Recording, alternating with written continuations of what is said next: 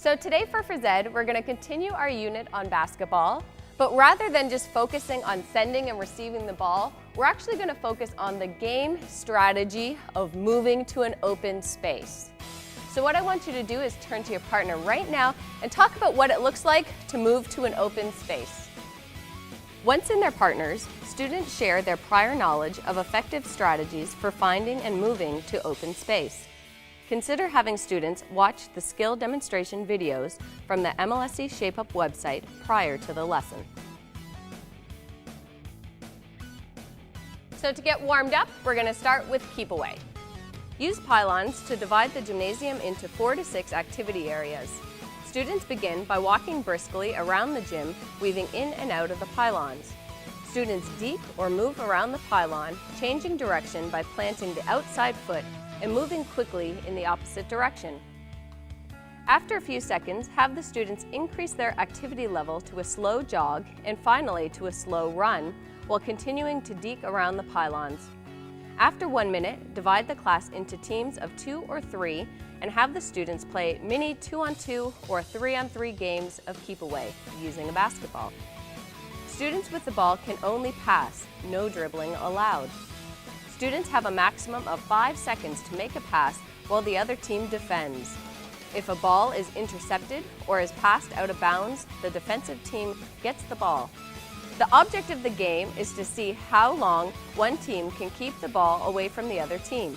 Remind students that they need to move without the ball to be successful.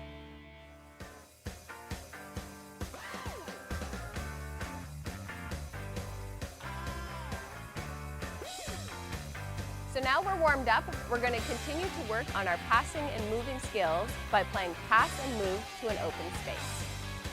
Students remain in their warm-up groups. Students line up in 2 lines that face each other about 10 meters apart. The first student in line A passes using a chest or bounce pass to the first student in line B and then runs across to the back of line B. Then the first person in line B passes back to the next person in line A and runs to the end of line A. Have students continue this sequence for the duration of the activity. Let's move on to our next activity, passing on the move. In their groups of 4 to 6, have students partner up and line up facing their partner about 3 meters apart at one end of the activity area. Each pair of students has a basketball. On a signal, the first 2 partners begin to shuffle towards the other end of the activity area and pass the ball back and forth to each other as they move. When they are halfway to the other end, the next pair begins. Continue shuffling and passing on the move for the duration of the activity. Remind students to pass the ball where their partner will be. Teachers should move throughout the class, reminding students of the success criteria for sending and receiving a pass. Now remaining in our groups, we'll play a mini game. Using the same groups, students play mini half-court games of 2-on-2 or 3-on-3. Students are not to dribble the basketball in this game. They must advance the ball by passing. Students have 5 seconds to make a pass.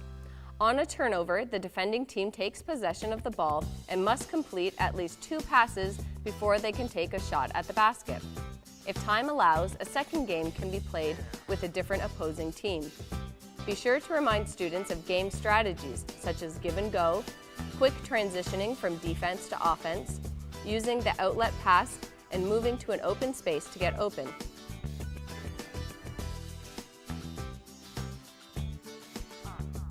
Let's cool down with Pass It On. In their groups of 4 or 6, students form a circle and begin to run around the circle.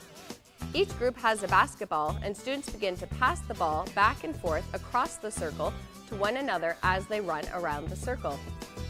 The students continue to pass the ball back and forth as the teacher directs the group to slowly decrease their activity to a slow jog and finally a walk. Once the students are walking, the teacher signals the group to stop by calling time out, at which point the person holding the ball leads the group in a 15-second stretch. The groups resume walking and passing the ball back and forth until the teacher calls time out again and a new student leads the stretch. This sequence continues until the groups are appropriately cooled down.